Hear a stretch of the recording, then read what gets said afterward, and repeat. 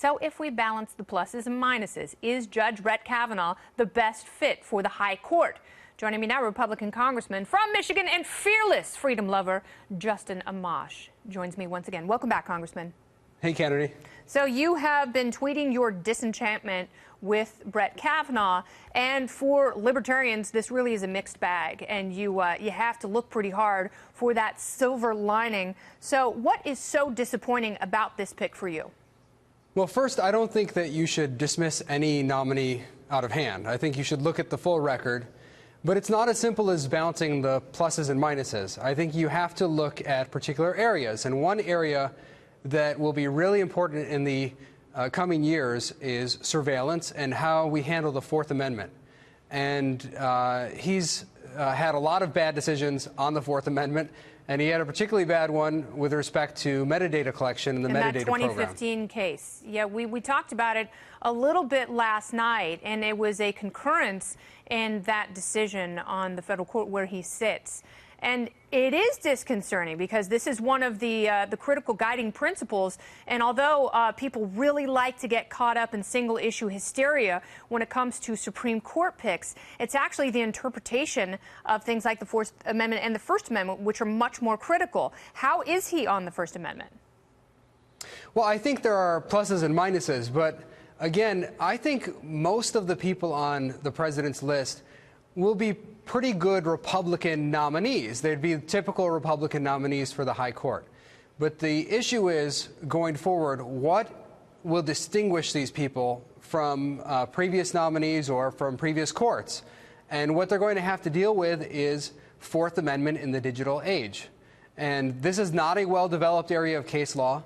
So I think that you really need to hone in on the Fourth Amendment issue and understand that Judge Kavanaugh will take us backward. We have Justice Gorsuch on the court, and I thank God every day for Justice Gorsuch. He actually has been very good in that, particularly in the Carpenter case, where he said venturing into a public square is not the same thing as acquiescing private information, and metadata is, in fact, private information. So they both have clerked for Justice Kennedy.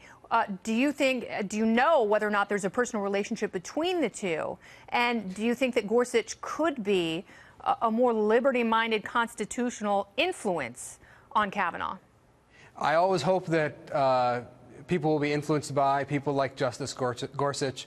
And Gorsuch's recent opinion was fantastic, his dissent in Carpenter, actually. And he's pushing the court in the right direction, so I'm worried that we will tip back in the wrong direction. Yes. Now, the concern about having someone like Kavanaugh, who already has a record on the Fourth Amendment, is that he will be very difficult to persuade because he's already on the record. So you'd almost rather have someone with at least a blank slate who can come in and be influenced and isn't biased by their own prior opinions. All right, so are you hoping that Judge Kavanaugh gets borked? Well, I think that people should look very carefully at him. I'm not in the Senate, so I don't want to tell the senators how they should vote on his nomination. Actually, this is a great forum.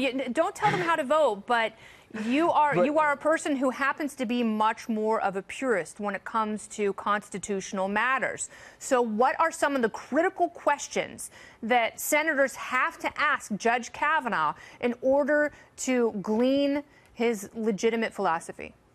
Well, I think he should be asked about Smith v. Maryland, which is the case he cited and the case which Justice Gorsuch recently slammed in his dissent.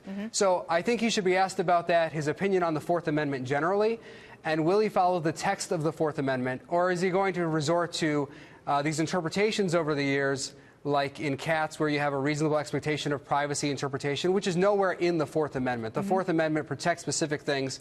You can read the text. You can apply it very easily by reading the text. And it just has to be applied to the digital age. So I think these senators need to ask the tough questions, push Kavanaugh on it, and I think there are going to be plenty of potential nominees out there who will be good on a whole host of issues.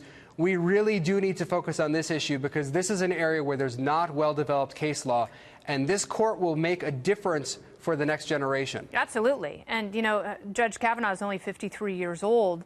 He does have a huge paper trail that is following him into this confirmation process. Are you disappointed in your own party? I think we could do better with this nomination than Kavanaugh. I'm sure he's an honorable guy. I'm sure he's bright. But I don't think that this was the right pick at this time. I think you need someone like Justice Gorsuch. I don't know if you can find anyone quite like Gorsuch, but you've got to strive for that. How about that Mike Lee, though, huh? And I would love Mike Lee on the Supreme Court. Maybe next time around. It looks like the president is going to have, it looks like, one more shot. But we do not know. We are not soothsayers here. We are only analysts and those serving in Congress. I'm not going to tell you which one is which. Thank you so much, Congressman Amash. Thanks, Kennedy. Very good.